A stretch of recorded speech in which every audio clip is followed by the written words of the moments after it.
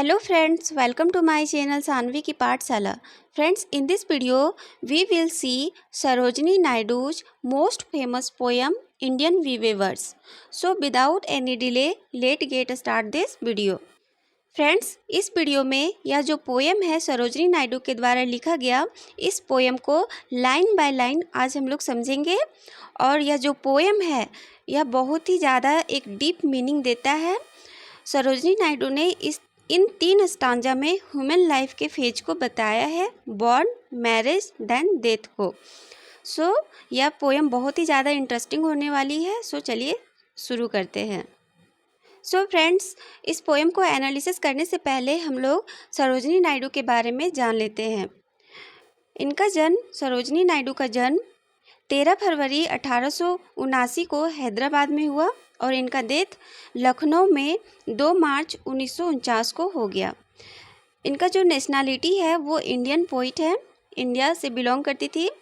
और इनका जो ऑक्यूपेशन है, पेशा है, वो है Indian politics activist and poet. Then she played an important role in the Indian independence movement against the British Raj. और जो सरोजनी नायडू है वो जब अंग्रेज का शासन था इंडिया में और आज़ादी के लिए लड़ाई लड़ा जा रहा था, तो उस समय भी इन्होंने पार्टिसिपेट किया था. She was the first Indian women to be president of the Indian National Congress and appointed as the governor of state. और ये जो सरोजनी नायडू है वो इंडिया की फर्स्ट वीमेन प्रेसिडेंट बनी थी कांग्रेस पार्टी के द्वारा के तरफ से. And she is called Nightingale of India. और यह भारत की कोकिला कही जाती है, क्योंकि यह जो अपना पोएम लिखती थी वह लिरिक मतलब सॉन्ग के पैटर्न में लिखती थी और इनका आवाज़ बहुत ही ज़्यादा मधुर था. That's why she is called Nightingale of India. तो चलिए अब इनके पोएम को जानते हैं, पढ़ते हैं. तो फ्रेंड्स, यहाँ जो वीवेवर लिखा हुआ है, ये वर्ड वीवेवर, तो वीवेवर क्या है? तो वीवेवर एक बुनकर होता है. जैसे कि यहाँ पे आप इमेज में देख रहे हैं, बुनकर जो कपड़ा बुनता है. और यह जो पोएम है वो बेस्ड है, बुनकर कपड़ा बुनते हैं. पहले बेबी का जन्म होता है उसके लिए, फिर मैरिज होता है क्यों उनका, उसके लिए, फिर आदमी का डेथ होता है, वीमेन का डेथ होता है, तो उसके कफन बनाने के लिए कपड़ा बुनते हैं. इस पे ये 3 स्टांजा में पोएम बेस्ड है. तो यहाँ पे लिखा हुआ है कि यह पोएम जो डिस्क्राइब करता है वह ह्यूमन लाइफ का 3 स्टेज को डिस्क्राइब करता है, जो है birth, marriage and death. So first stanza में है, weavers weaving at break of day, why do you weave a garment so gay. यहाँ पे जो सरोजनी नायडू है, पोइट है, वो पूछती है बुनकर से कि तुम लोग इतना सुबह सुबह क्या बुन रहे हो, किसके लिए पोशाक बना रहे हो, क्यों बुन रहे हो, इतनी सुबह सुबह क्यों लग गए हो. Weaving at break of the day मतलब सुबह सुबह. देन वीवेवर्स बोलते हैं बुनकर सरोजनी नायडू को, पोइट को, blue as the wing of the halcyon wild, we weave the robes of a new born child. Weavers poet को बोलते हैं कि वह एक न्यू बॉर्न बेबी का पोशाक बिन रहे हैं, जो बिल्कुल हाइकॉन वाइल्ड एक बर्ड होता है, जैसे कि यहाँ पे इमेज में देख सकते हैं, इसके जैसा ब्लू कलर का वो पोशाक बुन रहे हैं.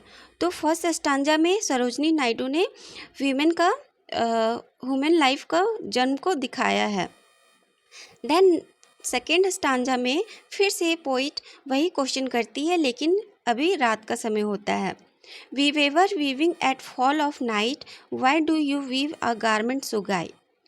पोइट बोलती है कि तुम लोग शाम के समय में कौन सा चमकीला कपड़ा या पोशाक बुन रहे हो. देन वीवेवर्स बोलते हैं, like the plumes of a peacock purple and green, we weave the marriage veils of a queen. तो वीवेवर्स पोइट को बोलते हैं कि वह पिकॉक के जैसा रंग बिरंगे पर्पल एंड ग्रीन, जो रंग बिरंगा पिकॉक होता है उसके जैसा एक मैरिज है क्यून का, उसका घूंघट को बुन रहे हैं। तो इस सेकेंड स्टांजा में ह्यूमन लाइफ के मैरिज के बारे में सरोजिनी नायडू ने बताया है। देन थर्ड स्टांजा में फिर से पोइट वही क्वेश्चन करती है, weavers weaving solemn and still, why do you weave in the moonlight chill, कि तुम लोग मूनलाइट के समय क्या बुन रहे हो। देन वीवेवर्स बोलते हैं, white as a feather and white as a cloud, we weave a dream man funeral shroud. तो वीवेवर्स बोलते हैं पोइट को कि वे डेथ मैन का, मरा हुआ व्यक्ति का कफन को बुन रहे हैं, जो वाइट है, एकदम बादल के जैसा दिख रहा है।